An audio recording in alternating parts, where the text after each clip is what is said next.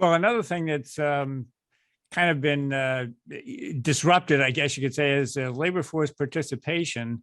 And that's not surprising because we had the big pandemic and people lost their jobs, but it's the recovery from that that's been kind of slow. I mean, there've been a lot of jobs created, it's no doubt about that, but the overall labor participation hasn't come back to where it was just prior to the pandemic. And you hear a lot of reasons postulated for that. One is just a lot of baby boomers decided to retire early and not come back. Another is that parents find it difficult to access childcare services. And then others talk about restrictive immigration policies. So how do you see the future of the labor force participation? Are we just entering a slower period and that's the way it's going to be, or are there things government could do to help? So what we've seen is the labor force participation rate of people ages 25 to 54 has completely recovered. In fact, it's higher than it was in 2019. So that's what we call prime age. I'm getting close to the end of that. So like other people will start to bristle. What do you mean prime age? And people I always get somebody telling me like, that was so rude of me to call that prime age. And I'm like, oh, just look, it's where we expect most people to be working, most people not to be retired. So this 25 to 54, their labor force participation is fully recovered. Where we've seen real challenges is we had watched for decades the labor force participation rates of people over the age of 55 increasing because jobs had become easier to do when you were older and because people's health when they were older had been improving. So it was just easier to still be working, and now what we've seen is fewer people. So even if we're not adjusting for the baby boomers, but we do see just fewer 55 to 65-year-olds working, and we see fewer 65 to 75-year-olds working than prior to the pandemic. And we have an aging population, which means there are more people falling into those buckets. And those buckets always had low labor force participation relative to the younger buckets.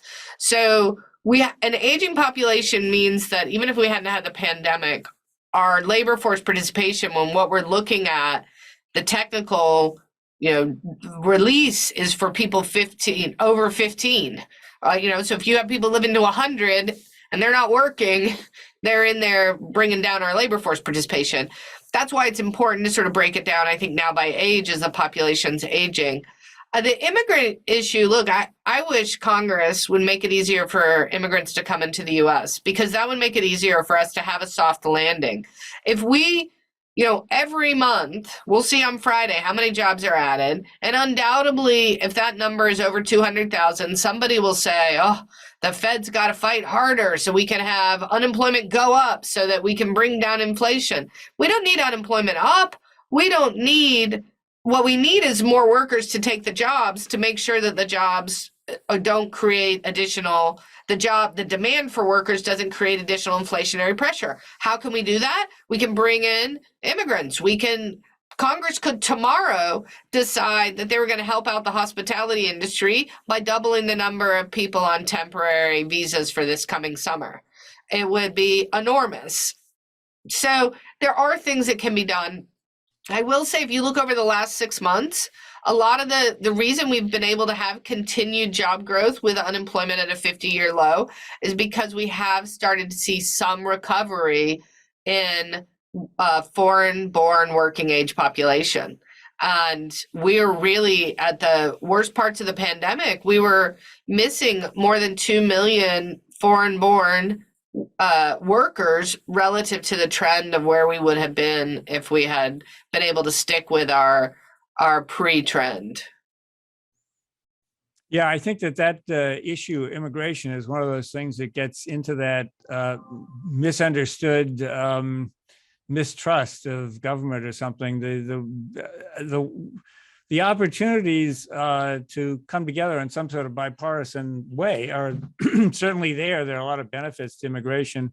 And yet people have it stuck in their head. It's like the waste thing or the fraud thing that, these are people that are coming across the border to take our jobs. And that's, the potential benefits that we've always looked at in immigration in this country up until fairly recently get ignored. It is again, I think it comes back to where we started our conversation today. There's just distrust.